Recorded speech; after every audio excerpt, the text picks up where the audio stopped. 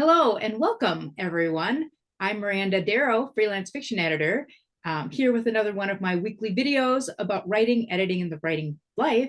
And this week, my guest is author Maria Tureaud, who is an editor. She's an author, and she's also a personal friend because she's been with the Rev Pit group of writers for many years now. And so, welcome, Maria.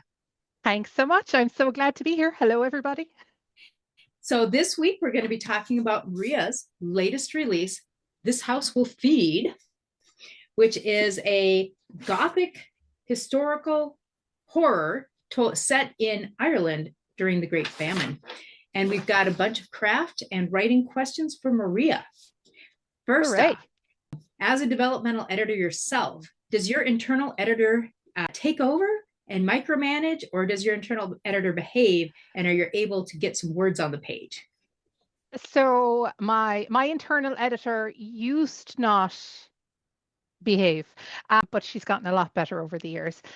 So I have gotten really good at switching her off completely. And one way I do that is by pretty much pantsing my books, because if I start plotting my books, I'm going to spend like 6 months plotting a book until it's perfect, because that's that developmental editor kicking in. So what I wind up doing is I kind of wing it a lot of the time. I might have a skeleton. Wow.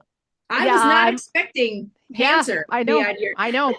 I guess Plancer, right? Because I have a skeleton of a plot and then I just go for it. I jump right in. I know, and nobody expects that out of me at all. No, But it's the only way. It's the only way I can shut it down. Otherwise, I'm going to because be like otherwise you spend all your obsessing. time Yeah, perfecting that and it never gets yeah. written. It's like No. that meme with all the mathematical equations going over Yes. somebody's head. Like that's how it would be if I didn't switch it off completely. So yeah, that's what I do. And what developmental issues have you caught in your own manuscript that you often catch in others? Uh, not so much in this household feed, but in other books that I have written. I mean, one of those things that I always catch in somebody else's book that I have caught myself doing after the fact was either not starting in the right place. So either starting too far back, or you know, when the author community started like panicking over writing in media res, starting with the action, what wound up happening then was we were all kind of cutting to, start right in the middle of the action with no world building, or, there wasn't enough information to set the scene. So I found myself doing both of those things in the past, but luckily not so much with this one. No, I think it's a great opening. I think, yeah, no, I've definitely seen the ones that start way too early and you're like, Yeah. And there's too much. It's too yeah. much, and then you get into that info dumping mode when it starts too early, and because you're trying to fill the space almost, and it's not doing anything for the book. Yes, nobody is looking to purchase the next Jane Eyre, where she's got to go to her aunt's house and then the Yeah, orphanage school, and then yeah. then the book should start when she shows up at Rochester's house. I keep like if somebody was to reimagine it, keep it in the time period, but reimagine it for a modern reading audience. That's exactly where I would have started it. She would have Yes, been and there all that stuff in that had hand. happened at the uncle's house and at the That's school, all peppered. those would be flashbacks. Yes. Exactly. Little peppering in, and, you know, internalization of having trauma back to her cousins. But no, that very first chapter, like Mrs. Fairfax would be opening the door. That That's would be right. it. In fact, Yes. maybe it's the long walk up to Rochester House, and she's kind of, setting us into the scene a little bit. And then the very end of the chapter is like Mrs. Fairfax And opening the welcome to door. your new life here. Yep, Yes, exactly. You and exactly. we're gonna Yeah, just we write always, that. yeah, we always brain on these things. Developmental editor problems. Yes. All right. So let's talk for a minute about Mm. your shift from your debut. So your debut novel Mm, was The Last Hope in Hopetown, and that is yes, middle grades. And this it house is. feed is definitely adult age category. What was the biggest Absolutely. change in writing adult gothic horror compared to middle grades? So interestingly, actually, writing middle grade was the big change for me because I started my very first foray into writing was adult historical fiction. And I was writing that for years. And then I started getting into like YA fantasy.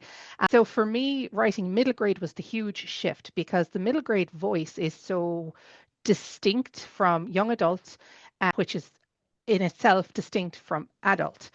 Because the voice, when we talk about voice, in middle grade versus YA versus adult, it's not necessarily the author voice, it is the character's voice. It is the lived experiences of a character of that age and what is important to that character. So when you're talking about an audience of age 8 to 12, which I guess technically Last Hope in Hopetown was upper middle grade. It was kind of a little bit more for the 11, 12, 13 year olds. But of course, we don't have that as an official category, right? So it's just middle grade. But when you're writing for middle grade for that age group, you have to look at their world and what is important to them. So, for example, when we talk about YA, we talk about the voice needing to reflect, you know, the voice needs to reflect their journey, and their journey in the YA sphere is getting to know themselves and how they fit into the outside world, how they're going to affect the world around them. In adults, the world is the world, and we've already had our growth, I suppose. So it's less about the internal journey and more about how we're going to take what we learned in our youth and move into the next act of our life, you know, armed with all of that knowledge. So for middle grade, the world is very small. It's not so much about, you know, taking down the bad guys, and it's not about this journey of self-discovery. In the middle grade sphere, the character's entire world is their family and their friends. So regardless of how the plot unfolds, in a middle grade, the family and the friends have to be central to that because that is their entire world. And your middle grade characters will then do whatever they can to protect the family and the friend units. Now, in some middle grade books, that does involve, you know, taking down the bad guys and, you know, taking down the big regimes because that saves the family. But the motivation always has to be the family. So when we think about the voice, again, a voice is one of those terms that I feel gets tossed around a lot and people don't 100% understand what it is. It is, when we talk about character voice, we are talking about the lived experience of the character, of the main narrative character. That can be how they speak, it can be what they've experienced, and it can be what their aims, their goals, their dreams are. So my main character, Sophie, in The Last Hope in Hopetown is very much centered on making sure that her family unit stays intact. And, you know, it's modern. So, you know, she's got the contemporary vernacular. Thankfully, I have a Gen Alpha son in my house that was able to help me out with that. You know, so it's taking the way she speaks with her own lived experiences and what's important to her, and that creates that voice. So yeah, when The Last Hope in Hopetown came out, I was like, oh, I guess I'm doing middle grade now. But of course, you know, it was really, really nice to be able to come back to my roots and kind of take my love of historical fiction and mix it with my love of horror and get back into it. Now, it took a while to get back into it because I felt like I was in that middle grade space for so long. But, you know, once you start putting pen to paper again, it just flows. So it was almost like coming home and moving from middle grade into adult Gothic horror because that's where I had started. Oh, excellent. Yeah. Yeah. And you know, just so the readers out there know, I know that you queried for a while before you found. So just a little keep heart, dear authors, querying authors. Maria, this was not actually the first novel that she wrote. No, sure wasn't. So keep at it, keep working, change it up. Please do. Try something new, and then maybe you'll bring out new. your adult horror that you've been, you know, that you've been putting your craft on for a while. Absolutely. None and of us are going to. read widely, read widely, read diversely, and you'll be inspired by other genres. But yeah, I felt like a professional querier. Like it was my job for 14 years. So it took all told over 20 years for me to land a literary agent. So yeah, Well, Keep it up. and kudos to you for that, because that is a huge accomplishment. Massive. Yeah. Or foolishness, I don't know which. No, it paid off. And so, It and did. It we're did. It did. all so Thank blessed you. to be able to read your books. So, Oh, thank you so much. Appreciate all it. right, let's talk a bit about research and writing historical, because this novel is rooted in famine era Ireland, and an area of Ireland that you were born and raised. You know, later, obviously, because we're not Yes. characters in The Last Hope in Hopetown. Right. Yeah, we're not vampires. We're not vampires. How did you approach research from a craft standpoint? How do you integrate historical details into Maggie's character without info dumping? First of all, a book of this magnitude takes years of research. So this wasn't something I just decided to do one day, and I just started studying. It began in college. You know, we're not really taught a whole lot about Great Hunger because it's not something we talk about. It's kind of glanced over in school. So it wasn't until I was actually a foreign exchange student at university in Kentucky, USA, that I learned anything substantial about the Great Hunger of Ireland. And that kind of, I've always loved history, so that kind of sparked a little bit of a, really, this is a thing. So, you know, this is what happened, because as far as we were concerned, it was just the potatoes died and then we all went to America. Well, we didn't, because obviously I'm from Ireland, but you know what I mean? It was like 1 million died and 1 million went to America. That's what we were told, and that's it, move on.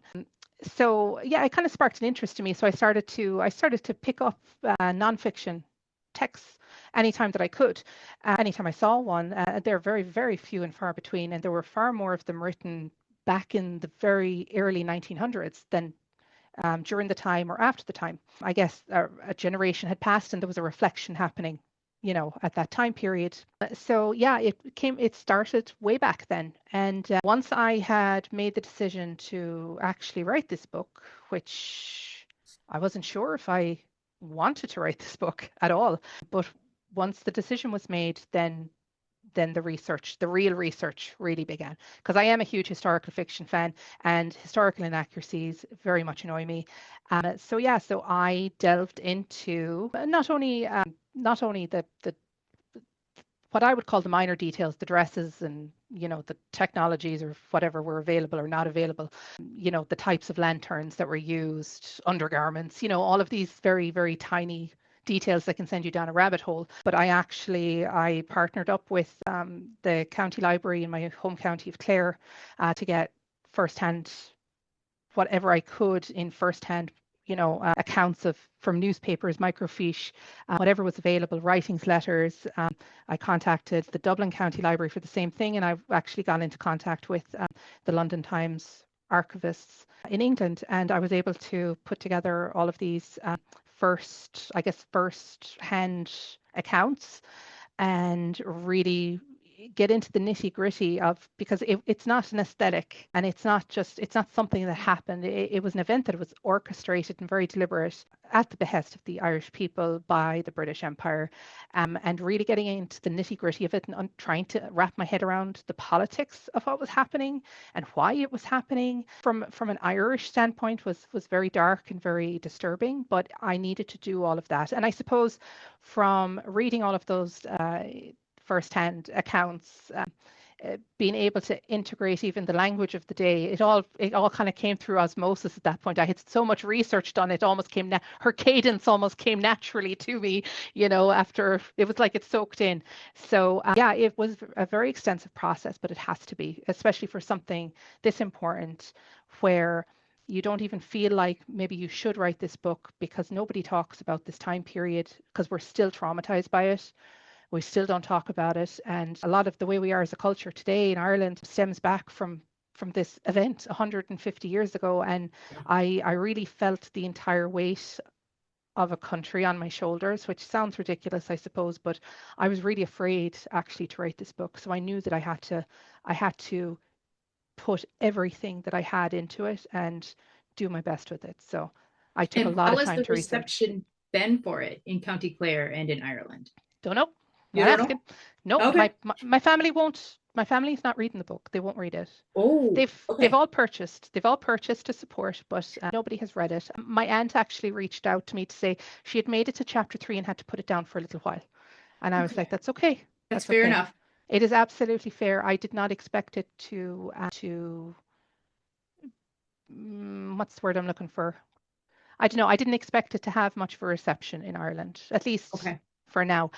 However, I guess my main point of writing it was when I moved to the United States, I realized that so many people actually claim to have, Irish heritage or whatever, but nobody seems to understand. Yeah, but nobody seems to have an idea of the history, is all. No.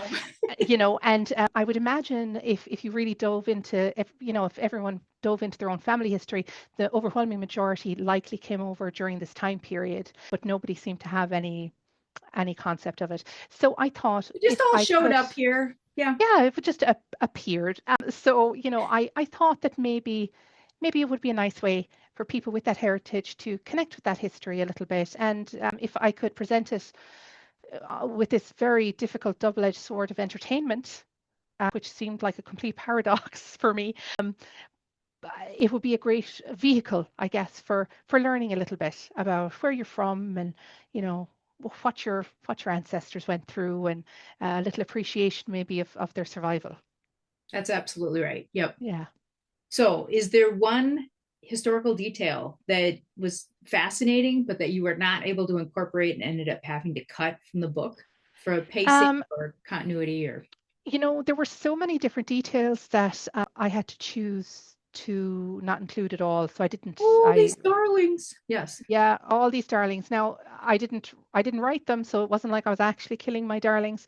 However, they were points that I felt were important, but they weren't going to add anything to the story. It was just going to become more of a textbook than Okay. anything else. So there were some historical details that I felt wouldn't have added anything to the story that I had created, but they did exist.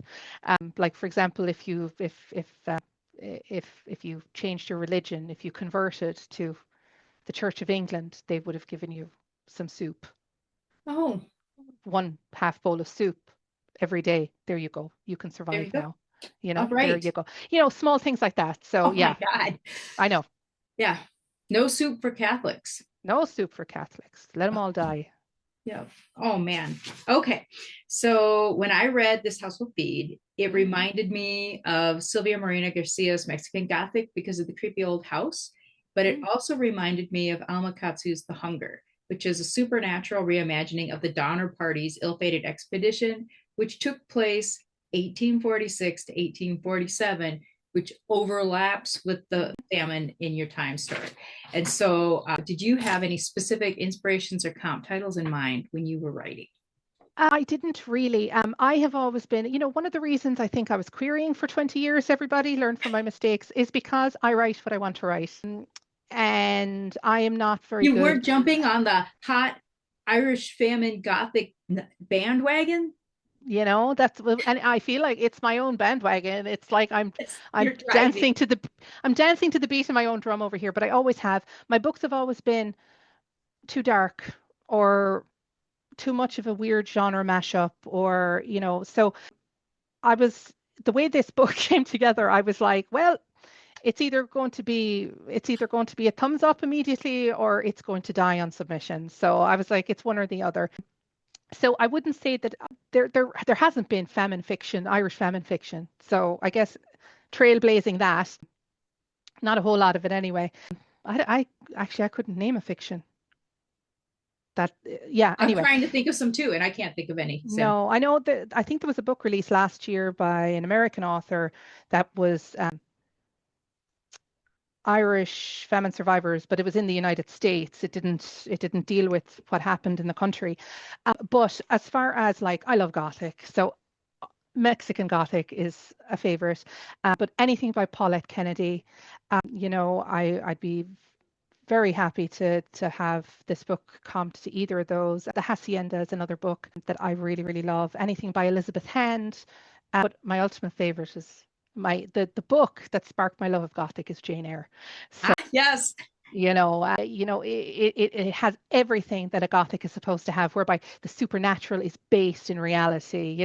There isn't a ghost. His wife is locked in the attic. It's just, Like, we you just don't know, pay any attention to that wife. yeah, Yeah. exactly. But that's the main tenet of a a true Gothic, and Mexican Gothic had that as well, where the supernatural was based in reality. I was shouting at that main character, "Don't go in that house! Get Oh, out of that get house!" out You the know, house. they weren't listening, but I was Yeah, like, "Get I out of that know. house!" I know, absolutely.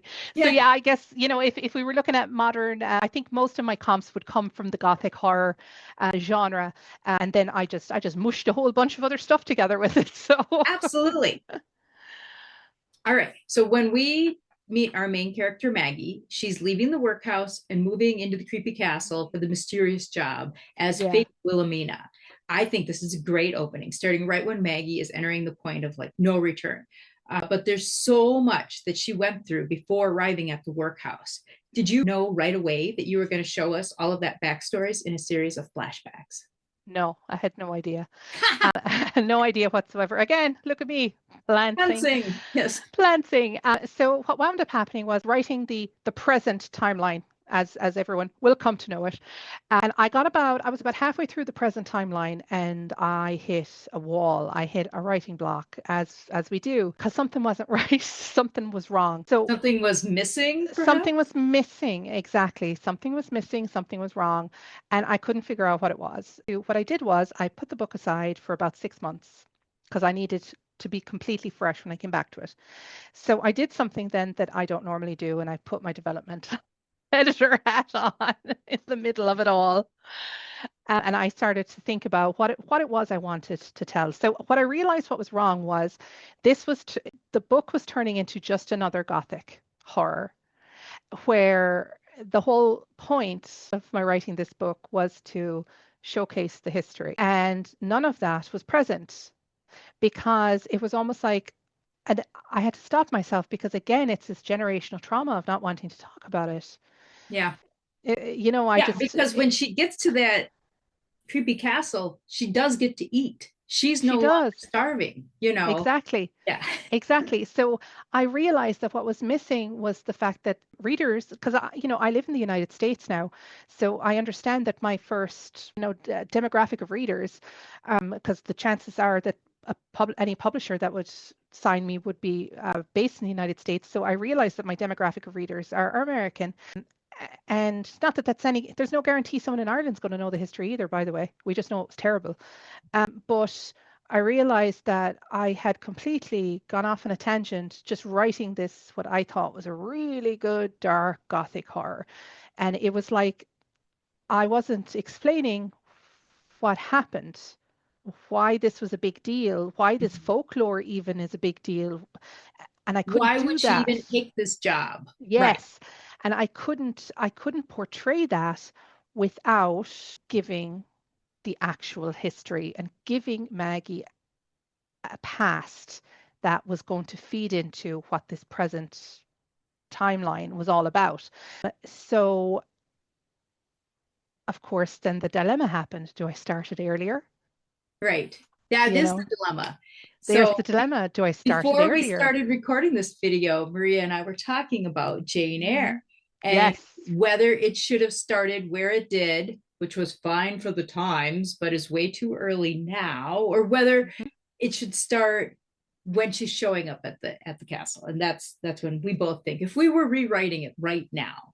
And but Yes. then all of that stuff that happened to Jane Eyre at the cousin's house, the aunt and uncle's house, and the things that happened at the school, those would all be backstory, like Maggie's backstory with her whole family and Yeah. everything that they had gone through. And it's kind of a slow creep and it's incremental, but you know where it's going to end up because you know where Maggie is at the very beginning.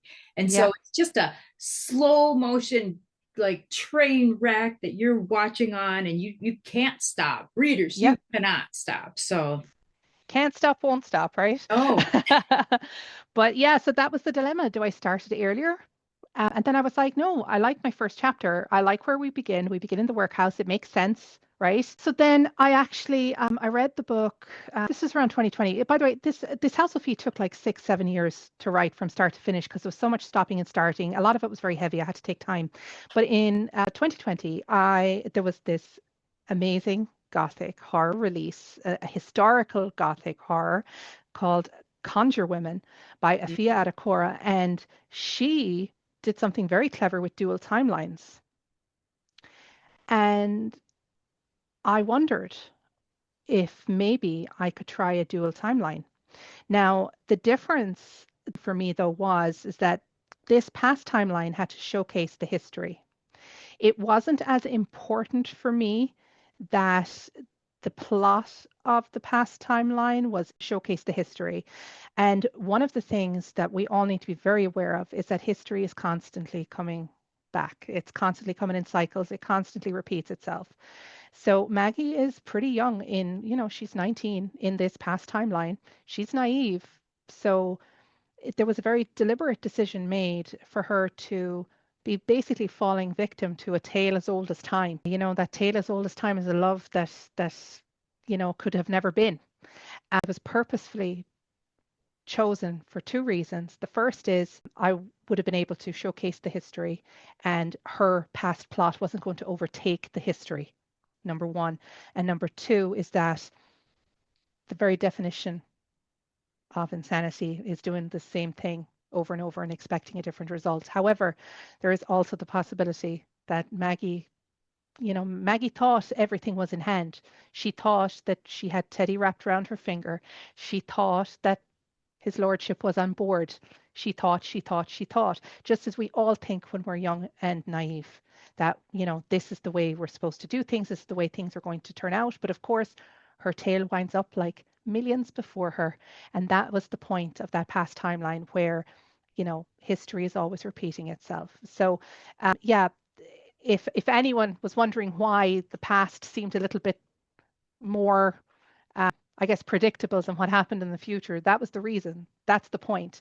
We can't have events like the Great Hunger happen again. And we're seeing it happen in real time right now. We can't have events from the past, things we should have learned from, things, coming back. And and we're allowing it to happen.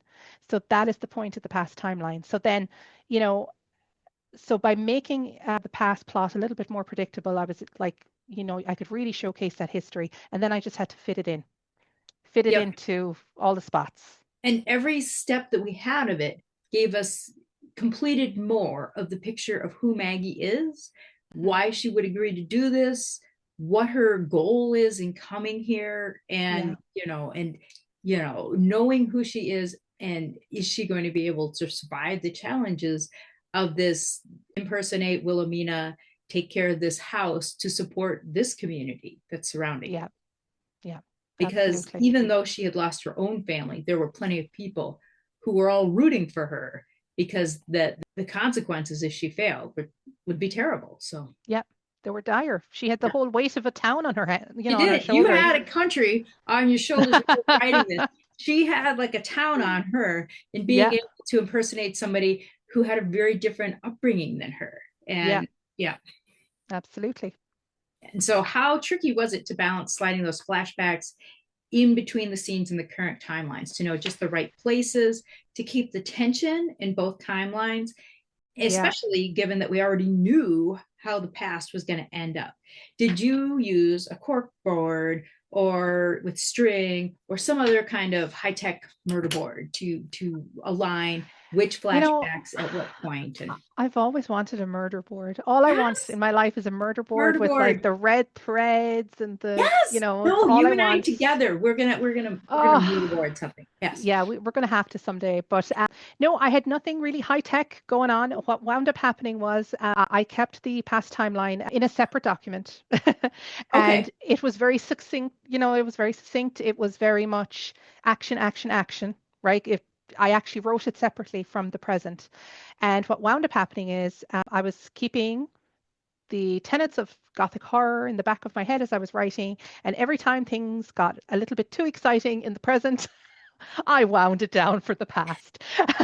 But I always try to choose a past chapter that would kind of hammer home what was happening in the present timeline and kind of propel us forward into what happens next. It wasn't random. That's what I was just You didn't take two separate stories and Yeah. just go No. alternate one the next. Yeah. Yeah. So No, it was all very purposeful.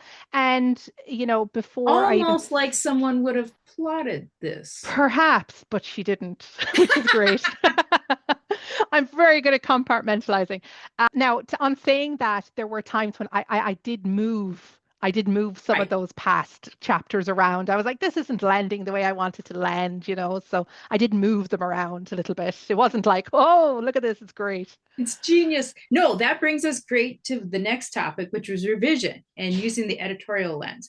What were the biggest structural changes between your first draft of this and the final version?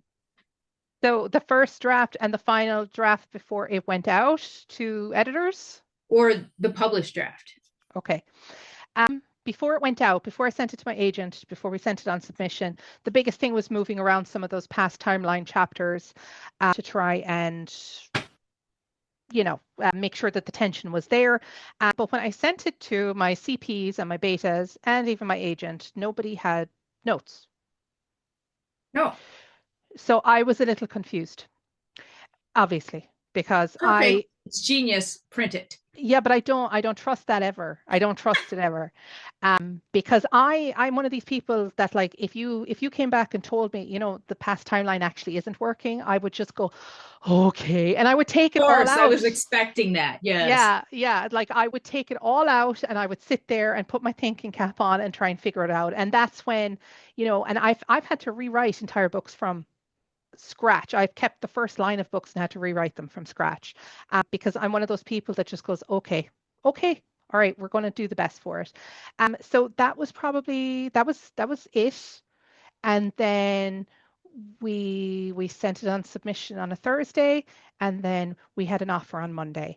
And as far which is unicorn level craziness. And as far as changes from the very first draft, like from the draft we sent out to publication, there was just one thing that changed, and that was my editor thought that maybe readers would be too empathetic towards Teddy. Oh, So we I just was had to, not, but maybe well, that. good, Yeah. good. No. So we just added a couple of sentences here and there to kind of hammer home that he's a sniveling weasel, and Yes. that was it. That was it. That's the book. That's the book that you're reading. That's a pantsed book in your hand. That's amazing. But I think that kind of It's not comes to recommended. 20 years of honing your craft. Yeah. It's gotten embedded into you. And so, Yeah, no, yeah. absolutely. No, and I get that, and you see, and that's why I'm like, it's not recommended, because if you don't have all of if you don't have all of that experience, or if you haven't done developmental editing, I do not recommend it very Don't much. query your pants Don't draft. Yeah. please don't do it, because it's only going to hurt you in the long run, and you're going to have all those agents queried, and you're going to have to rewrite the entire book from scratch so that it's a completely different book. Don't do it. Please don't do it. Get yourself, at least write down your plot points and see if it all makes sense. Follow a system, some system, please.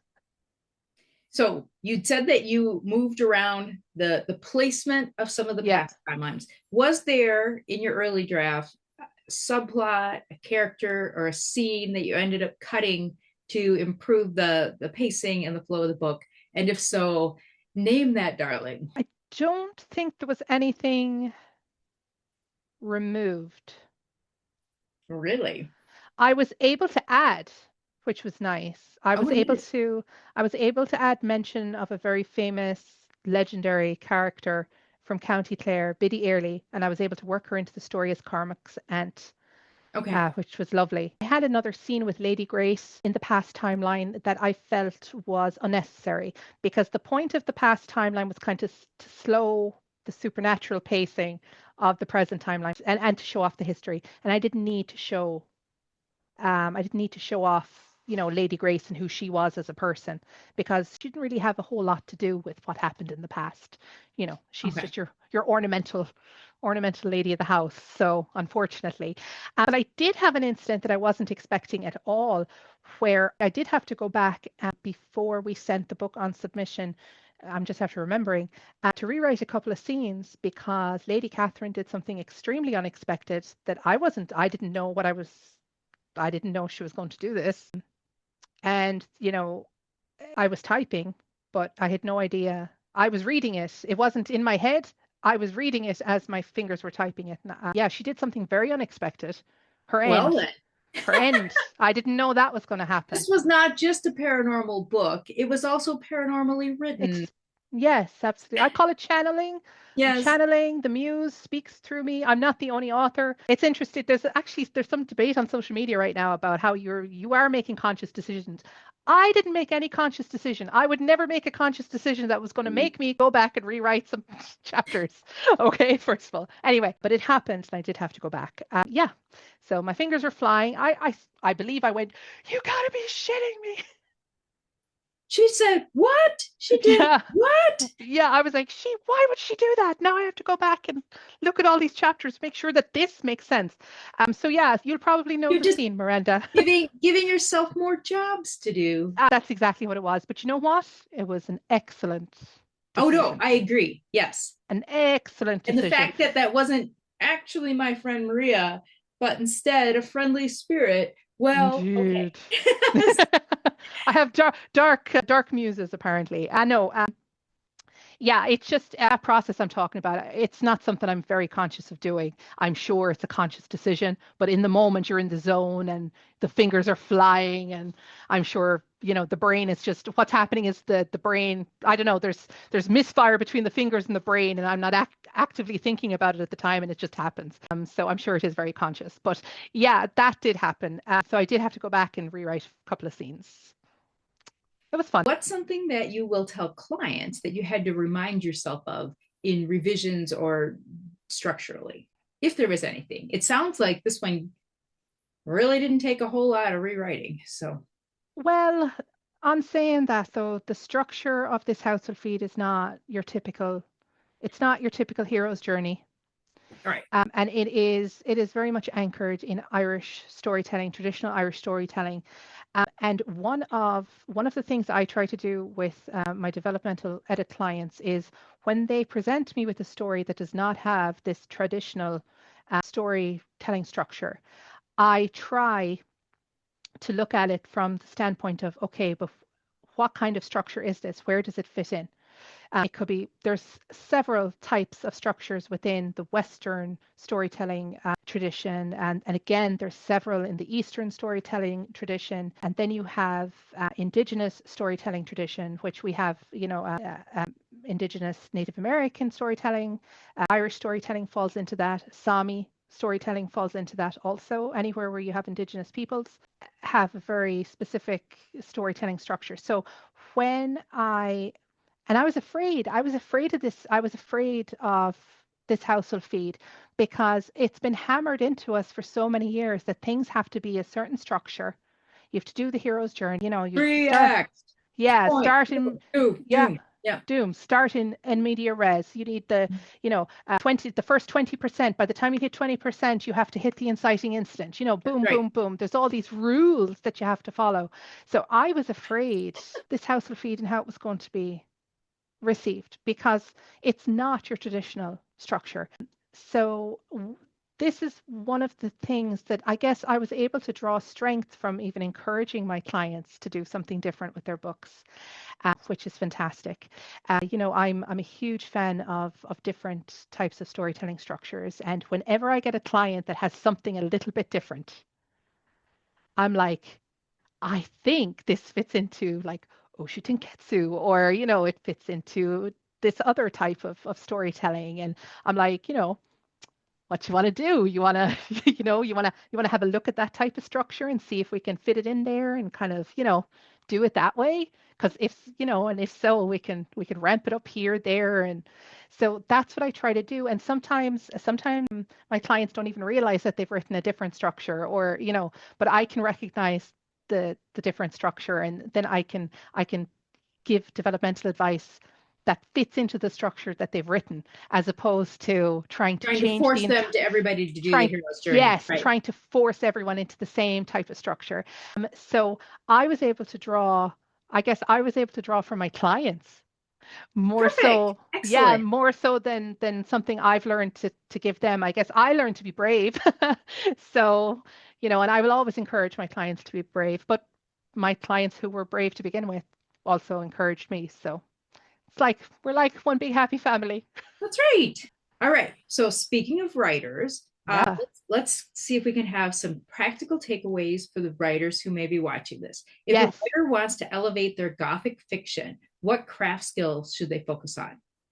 You need to focus on interiority. Interiority is going to be the one area of craft that's going to elevate. It's going to take your story from the page and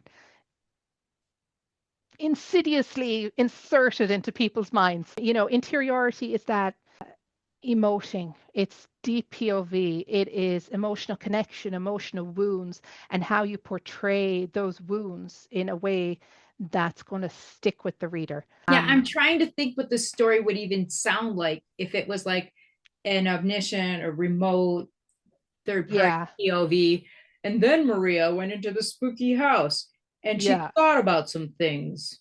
yeah, exactly. It wouldn't be Yeah, the same book at all. no, it would not. No, the only way for this book to have worked, and for any Gothic book, I feel to work, because interiority is part of the atmosphere, Right. right? It's part of the creeping sense of dread. It's part of the, Exactly. It's and part of all of that. trying And to like, no, I should ignore that because yeah, that's not reasonable. That's not yeah, rational. And it's just like, exactly. but Exactly. And in order to even make this story very Irish, like it's a very Irish thing. A lot of reviewers have said, I didn't find the scary stuff to be that scary because the history was almost scarier. And that's because it was very purposeful that Maggie was not afraid of the supernatural things that are going on in the house no, because she has lived through worse. And it was yeah. very specific. So I could have taken it there. I could have taken her emoting and melded it with that atmosphere to bring us that fear. But she has lived through so much worse, nothing can scare her. And that was a very conscious decision. No, So, I thought when Maggie made the choice and they're just like, oh, hey, this one thing that you do is like strengthening your bond with these mhm, spirits. And she's like, yes, more of that. And that's when yeah, I'm like, she's not like me. yeah, She's been through more, she's yeah, done more. I'm packing bags. I'm not doing that, yeah, but she is absolutely yeah, fearless because of yeah, what she's been through. And it made yeah, sense. Yeah. absolutely. And we look at the afterlife a little bit different as well in Ireland. And there isn't a house in Ireland that isn't haunted. There isn't anyone you're going to meet there that doesn't have a story. Sure. You know, we're not very afraid of we're more afraid of the folklore aspects than we are of ghosts. So I was hoping to kind of bring that to the fore. I mean, she's like, oh, my dead brother's here. Cool. You know, as he would be, he's going to help me with the supernatural crap. Like, you know No, what I mean? I loved him. Yeah. I thought that was great that she had her brother Yeah. to talk to while she was in this spooky house. Yeah. And I mean, he appeared kind of spookily a few times too. She was kind of like, oh my God. But, in general, she wasn't that afraid. So that is it doesn't. So here's the deal. So here's the deal. So the idea behind it is that, like, I could have emoted that to make it scarier through Maggie's eyes, but that would have taken away from the Irish experience. But what I was able to do was do that I was able to emote like that with the history. And what has happened is the history became scarier. It became something that has like stuck in people's minds. And like I had a reader reached out to me and said that she was hyperventilating over some of the points, particularly when the family after everything went down. I don't know who's read it and who hasn't. After everything went down and they were living in the ditch, she said she hyperventilated over that chapter, and that was through the emoting of the scene. So by taking the dark atmosphere and building it into Maggie and letting the words explode in that emotive way, the history not All only of that history practically fortified her as a it's character. yeah, exactly. This is it. So that's what the history kind of became scarier because, Yeah, and that's the horror she lived through. Nothing that happens in this house could be more horrific than what she had to do to survive. Nothing. correct. So, what would you say to writers who are hesitant to tackle emotionally heavy materials? Use caution. Be very careful. I have been very open about my journey with this book. and Miranda can probably attest to this. Miranda probably didn't know the reason for it or whatever, but we were on the board for RevPit together, and there were times when I told my fellow RevPit board members that I was going through some stuff. I was going through depression. The reason for that depression was this book, was the research, The the historical, research, finding out yeah, all of the truth all of the it. things Yeah, were and done to the Irish people. This wasn't, there exactly, was famines happening in lots of everywhere. places, Yeah, but not everyone had an an occupying agenda. Yeah, force who yeah, was intentionally starving their people. yeah. So Yeah, they wanted to clear, they essentially wanted to clear the land because they wanted to move more towards livestock and they didn't need as much people, as many people. So, you know, it was yeah, very that's intentional.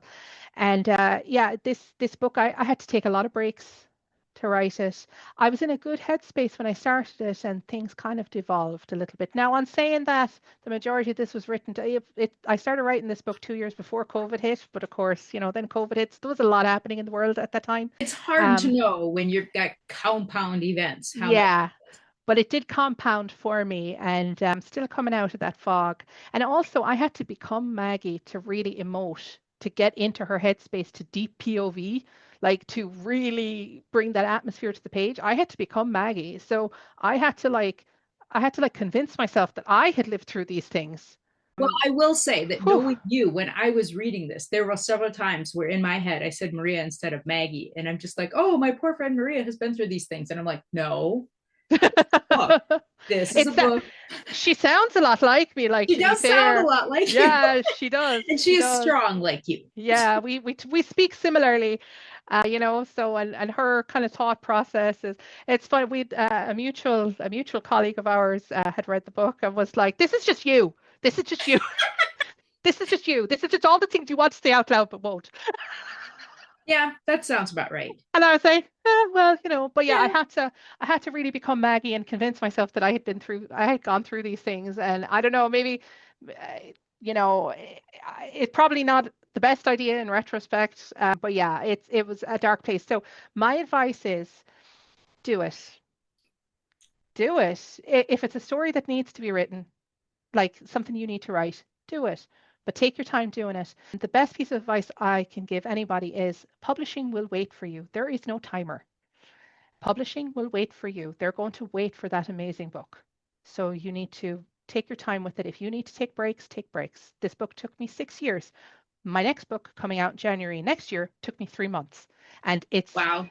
also historical, Gothic, you know, all these things. But it was fun to write instead of being so heavy, you know, and so dark. And it is, I think, darker than this household feed, but it's a different time period, and it's not something that Yeah, affected I us as didn't a think that people. this was that dark. I mean, Yeah, when I compare it to The Hunger by Elma Katsu, or yeah, something, yeah. It's just not the like, same. yay, No. it's just, Yeah. yeah, No, no, it's, absolutely. It's the history itself is the dark piece yeah, in this you're right. house of feed, you know. But you did so Um, much more because it could have been that was just setting, but yes. instead that was also character, that's also motivation, that's Yeah. also, all of these things. Yeah, So I had to well done. incorporate the hunger as a character almost. Like we for Gothic books, you tend to make the house the character. I try to make the famine itself a character. Yes, absolutely. Yeah, Terrible, terrible person. yeah, Yeah. yeah. All So right. write the book. So, did writing this book change you as an editor? It did. It did, I think, because there is no editor in this world that's harsher on me than me, Right. and it it didn't so much change how I edit for other people because I'm always going to encourage hijinks. Like I'm always going to encourage, you know, a different structure or, you know, doing something a little bit off the wall, you know. I'm always going to encourage people to do that. And I'll give them options on what the best way to go about it is. You know what I mean? But I think it changed the way I edit for myself insofar as I never trusted myself to edit myself. Does that make sense? Okay. Yeah. And then with Yeah, how little revision you had to do, you're like, yeah, that all came from me. So It all came from me, and I knew what I had to do. I knew it as I was writing it. I'm a very confident editor for other people, but when it comes, I think maybe because it took so long to break into the industry for me, I'm not very confident in my own abilities to write.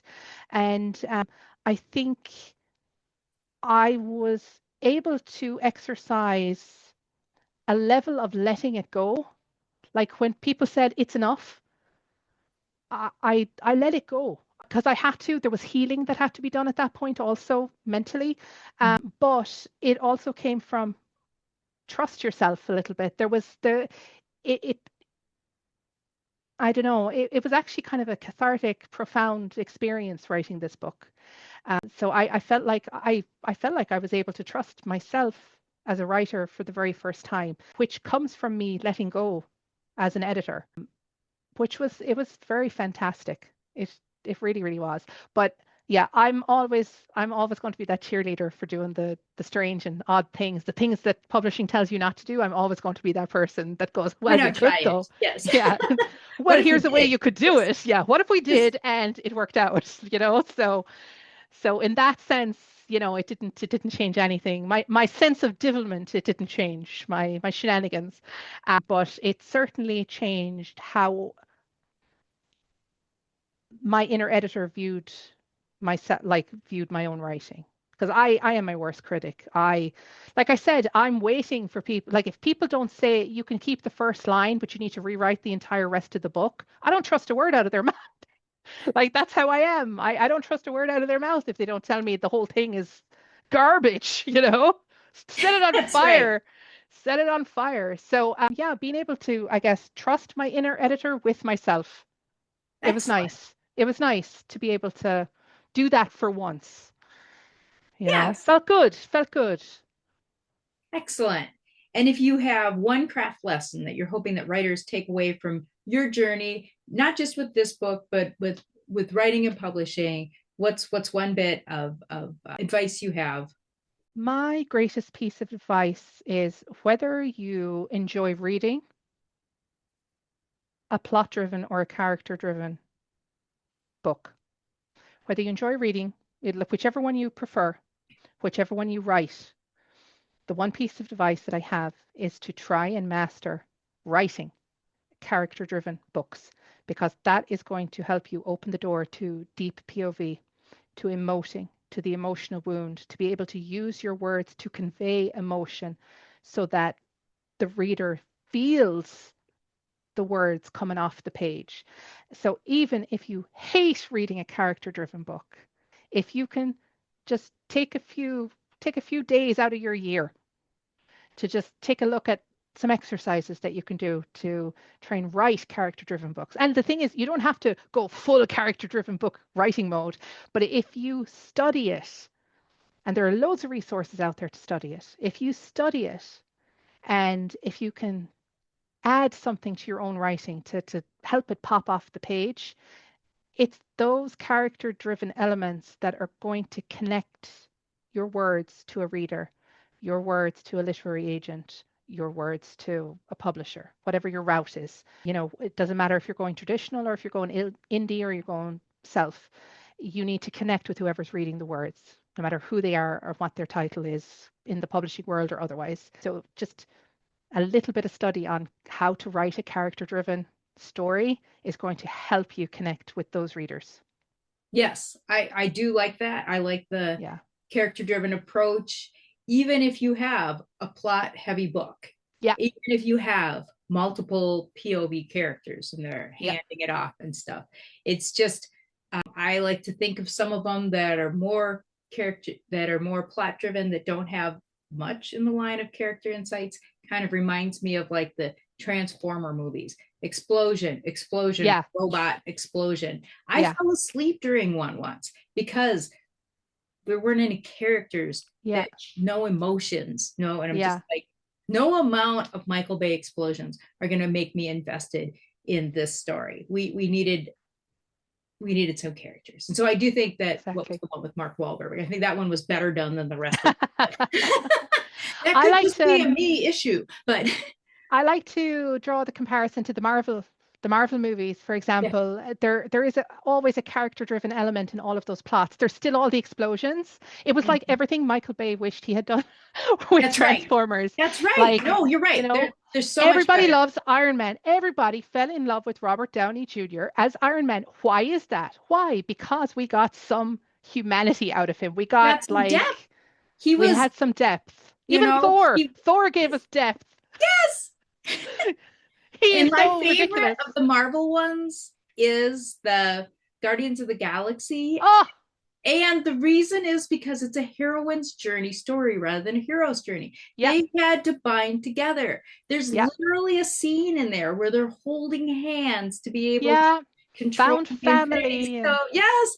And so, yeah, and it was just like there were multiple characters in it. It wasn't just one person, but they were all had depth. They all had yeah, the star turn. yeah. Even Groot.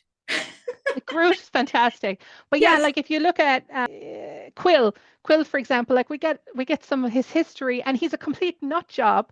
But then we see who raised him and in what, which alien I raised didn't him, leave and you to die. It's just like that's yeah, not. Yeah, it's like I didn't sell whoa. you. Like And no wonder he is. Look at what raised him. You know what I mean? And look what he went through, his trauma. So that's always the difference. Like it Transformers versus Marvel. Just a little bit of that character is going to go a long absolutely. way. No, I think that you and I should do a video just kind of comparing them and showing what a little bit Just a of tad. character focus would do. Yeah. So that and murder boards. Okay, we'll get to Murder that. boards. Lots of murder boards. All right. Thank you so much for joining Thank us you. and talking to us, readers. If you have not yet read This House Will Feed, run out and get it right now. I don't know what you're waiting for. And thank you so much. All of my Thank you. viewers, tune in next week where I do my videos about writing, editing, and the writing life.